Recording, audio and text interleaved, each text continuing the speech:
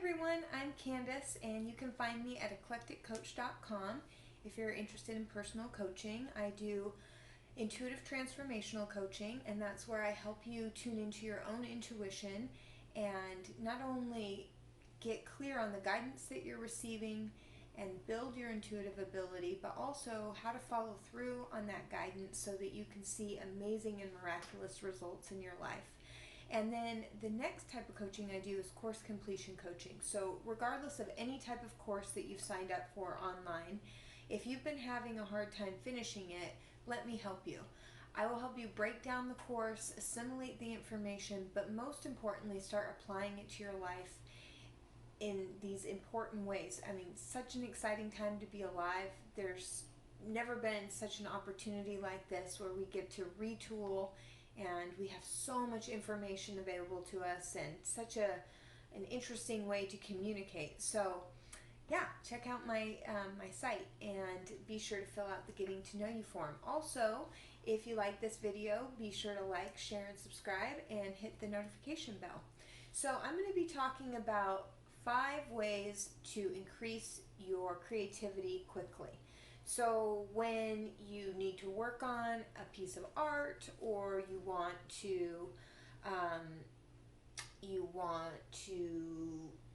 create a video, or you need to start coming up with a solution for a book, or anything that you want to be creative around. And this doesn't necessarily have to apply to things that we traditionally think of as creative. It can really be any sort of challenge or thing that you've got going on in your life. You can apply these things. So number 1 is get happy. So when we are in a negative state of mind, like fear or anxiety or this low vibrational state, what's happening is our focus constricts. So there could be all these opportunities and possibilities all around you, but because we've evolved from the plains of Africa, when we get scared, we don't need to be looking around and just hanging out and navel gazing and daydreaming. We need to get away from the lion. And so we just need to get away from whatever. And this happens, you see this when we experience fight or flight in our relationship. Somebody says something, we feel triggered, we go back to our automatic, immediate responses. And but when we're in a relaxed, open space, we're using our conscious mind, and then we have so many other possibilities available to us. So when you do things to elevate your mood by like putting on happy music, dancing around, moving your body, like releasing and exercising the stagnant energy in your body and discharging it, is a good way to get rid of the angst and stuff like that. But to get happy, and you know, sometimes you're not feeling it, and that's okay. What you got to do is put a smile on your face, laugh as if you are happy. And if you keep it up and you keep it up long enough, and I'm not talking about like for weeks on end, I'm talking about like quickly. If you can just hold that state, that smile, and do whatever you can do to feel a palpable relief and get as happy as you can feel, write a gratitude list, all that stuff, then you're going to have so much more awareness of all these different things that you didn't even see before. And then the next thing is mind map.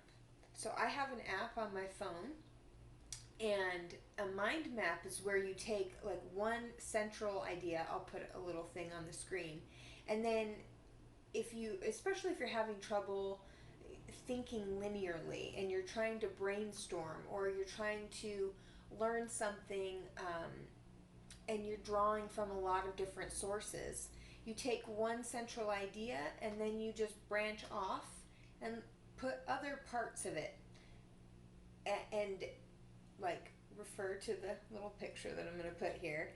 And that's a great way to see things from this macro perspective and then also see the relationship between different things, like almost topically.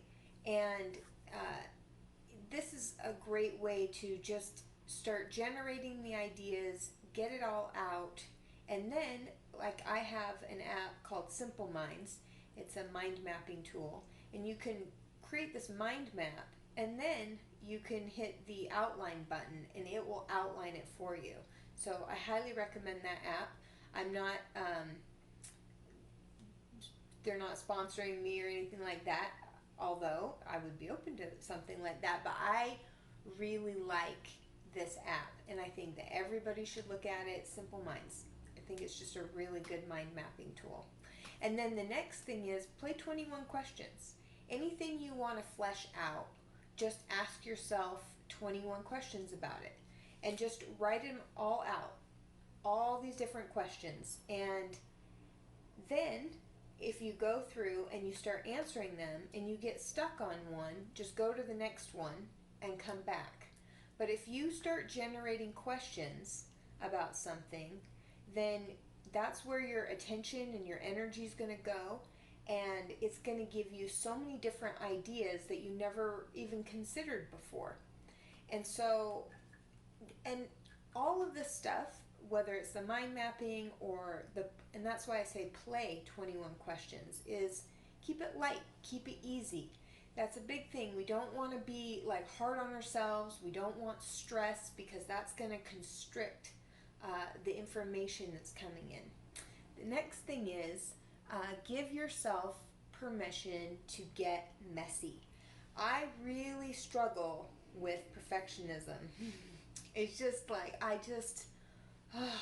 and for basically most of my life, it's been a lot of fits and starts, up until very recently, and even kind of now. It's something I constantly have to deal with, is good enough. And also, a messy desk and stuff like that is highly correlated with creativity. So if you want to start generating more creative ideas, and you want to do this quickly, just start making a mess everywhere. And what I have to do when I make these videos and I need to think linearly is I need to clean everything. And even right now, I can tell that this is kind of why I'm a little all over the place, is because it's messy. But it also will generate and help you be more creative if things are a little bit messy around you. And then run through a bunch of random but somewhat related images, articles, and just skim them. So you're not trying to compare yourself to anyone else or trying to copy anything, but just allow yourself to observe these different things that you see online, and you mix them together. You don't just take other people's stuff. I'm not recommending that. But allow yourself to be inspired, because that's really the hallmark of any great work, is that anytime somebody makes something and it's really well done, it's inspiring. The hallmark of great inquiry is that it leads to further inquiry. The hallmark of great art is that it inspires other people to create more art, because that's what we're here to do, is to be creators. And so just going through and looking at beautiful images and interesting things and skimming through, and sometimes, and I say somewhat related, because you want it to be related to the topic at hand, that's around, very closely around what you're interested in, but you also kind of want to diverge into more distant topics, because even on these fringes you can see that there's a relationship somehow, and that's where you get really interesting things, is where you're able to draw comparisons and relationships between these disparate pieces of data. And then once you have gathered enough of these pieces of information that you find interesting, and you can put them in Evernote. That's a really good place to compile all this stuff. Take about 5, and you can of course do more, but I think 5's good. you know, for getting started, and just like mix and match the ideas. So maybe if you're trying to come up with a piece of art to create and you just feel drawn to these interesting pictures of flowers, maybe do something with flowers, and then maybe you were really fascinated by a whole bunch of architectural design pieces that you are looking at online, and then mix and match, see if you can create some sort of like garden building or something like that. Now a lot, and don't worry, well, this has already been done and all that. Don't, I think that that's a really big thing, is we're always, this has already been done, it's all been done. Well, not by you, and we all have the right to enjoy creating. And I think that that's a really big part of it too, just enjoy. And don't pick your pieces apart and what you create apart.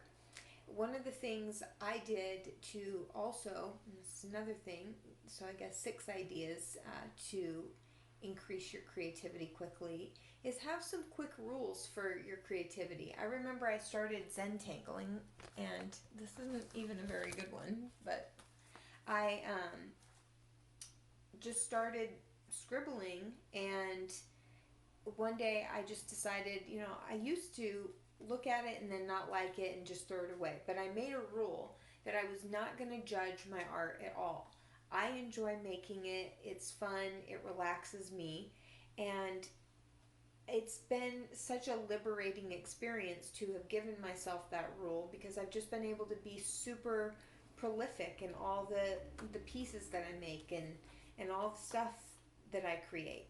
And I'm not saying that it's like amounted to some big thing, but I've really enjoyed the process. And that's really, really important when you're creating, because what's it all for anyway? Just enjoy the process of making things. So having some rules that allow you to do that, like I'm not going to compare my work to other people's work. I'm not going to judge my work harshly. My rule was I'm not going to throw anything that I start drawing away. Now, of course, because I do it so much, it's like a compulsion. I have had to throw like these little pieces of paper away, but I've kept them too. And I don't get all angsty about, you know, whether or not anything was completed or not completed. And giving yourself just space around your creativity makes all the difference in the world. So these are just some basic ideas, and I hope that you found them helpful. Be sure to like, share, and subscribe, and visit me at eclecticcoach.com if you're interested in course completion coaching or intuitive transformational coaching. And I will see you in the next video.